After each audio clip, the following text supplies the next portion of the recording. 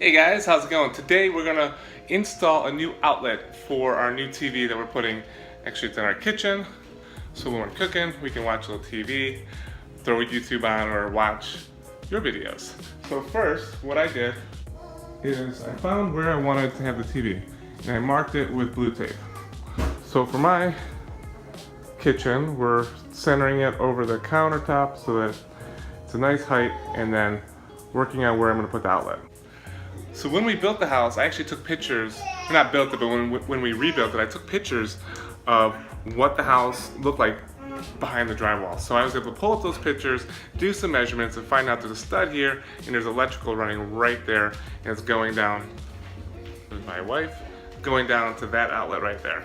So where I'm starting is turning off the power to that outlet. I'm actually gonna put an outlet on that same circuit, that same line, and started on the stud, and then I'm cutting out the outlet.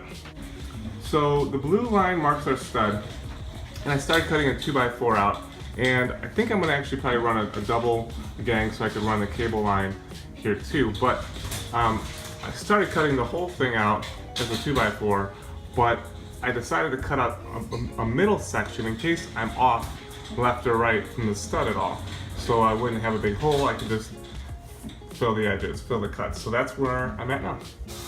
All right, so first hole, the first piece out. Actually, I just cut that with a heavy duty utility blade. And I'm gonna show the next view. There is the stud. I'm gonna get the light on. All right, so you can see inside there, and you can see that we have the Romex, the 12-2 in there, and the stud. So we are on point, and we didn't cut any wires. All right, so we have a little change of plans.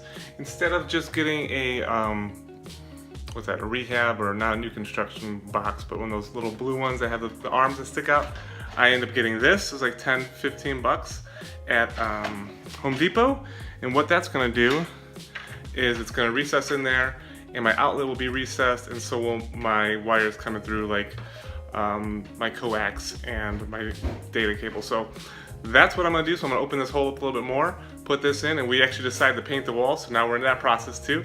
But I'll let you guys know when I'm doing that. And we're gonna be running power up to here, and running Coax and Cat 5 up to here too. So here we go. All right, so I got my hole cut out, and there it is. And I was just testing the fit.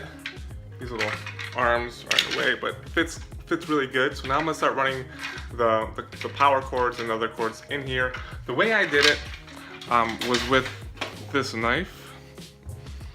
With this knife, I drew it out and just kept tracing it out. And this was actually 5/8 drywall, so it's kind of tough, but you will get through it, and it'll be a nice clean cut like that. Also, if you can see in there, there's my central vac is in there, so glad that I didn't get too close or wreck that. You'll see the blue tape. The reason why I use blue tape is so that instead of marking the walls, especially if you're not repainting and when you're first mocking up, just use blue tape and mark what you're trying to do with the blue tape instead of pencils or pens or whatever. That's what I do on when I'm doing finished work. All right guys, we'll see ya. All right, so I had a little issue. I'm trying to run some wires. I have a fish tape, and it was getting stuck. So what I did was I took my phone and put it in the hole, and now I can see everything and where it was stuck on, and I was able to reach my hand in there. So cool little tip, use your phone, turn the light on, put it on video, and you can see in real time. All right, so here's a little tip. If you're by yourself and you want about 2 to 3 feet out, because this actually has like little felt that the wires can come through, so you don't have to terminate them into the box. They can go right into the TV. So I'm gonna go yank these from downstairs, but I don't want to pull them all the way through. So I'm just taping it where I want them, and once it stops, I know I'm there. Hopefully I don't pull it off the tape. All right, so we decided to paint the wall. Wall's painted. Now I'm putting the plate and got the power ran and got both the Coax and the Cat 5 in. I'm leaving them long. They're actually gonna plug right into the TV. So here we go. All right, so I got everything put on. I got the 4 screws here tightened. I put a level on it. This kit does not come with the outlet or the outlet cover, so you have to make sure that you get that prior. And I did see that you can terminate these two ends in here or just run them long like I'm doing here. And just to let you guys know, this is called Pass and Seymour. It's from Home Depot. It's like 15 bucks. And this is the kit that I use to recess my power and have everything all in one spot. Alright guys, I'm back, and I bought the mono price low profile tilt and swivel wall mount bracket. And for my LG, 50-inch LG, I don't know if you can see that or not, but I actually had to modify and cut the bottoms off there. And I modified it and cut here, here, and here on the inside bracket so that I could mount it as flush as I could.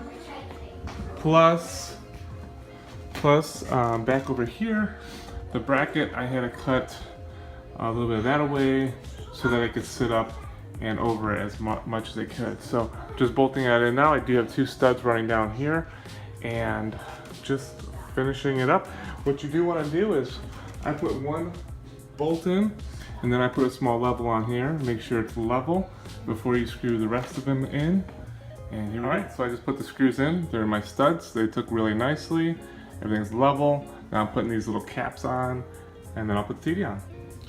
Alright, so the last part of this installation is this crazy little kit here. Everything's installed back here. I highly suggest getting a 90 for your coax or your HDMI or however you're connecting it in. And I'm actually going to clean this up a little bit, but this all tucks really tight to the wall. And what I'm going to do next is install this little LED light kit that I just got off of Amazon. It comes with a remote, and it was like 15 bucks. So I'll show you guys what that looks like. All right, so this is what it looks like from the back. Basically, I just spaced it out. I did have to kind of gap it here. Just evenly spaced it out. And I'm gonna actually take some black gaffer's tape, put a loop, and tape that down so nothing's showing from the front. And I'll show you guys what this looks like in a minute. All right, so here's the final install. And I'll show you a little trick I did on the foot. So everything's taped down, the wires are taped down, but what I did is there's a little sensor here that's for the remote, and I've dropped that down. I actually lowered the whole light bar down a little bit so that that can just drop down and you can catch the remote without having to go behind the TV and shine it at it. So let's test it. All right, and there it is. We got our LED lights from behind. I got it on slow, kind of changing. Looks pretty cool all the way around. Gives a nice hue on that gray wall. And this job is complete. Let's see what it looks like from the sides. All the bulbs are still hidden, even from really close. And then just there, do you see them? All right, guys, thanks for watching along. I hope you guys learned some things. I'm always learning, and I always watch YouTube videos to learn, so I wanted to give back, and I hope you guys enjoyed it. So have a great time installing your TV. You know, I love the look where there's no wires hanging at all. It's kind of the hanging TV or the floating TV. And thanks for putting up with my voice. I have no idea what happened. But have a great day, and thanks for watching, and please check out some of my other videos. Thanks, bye.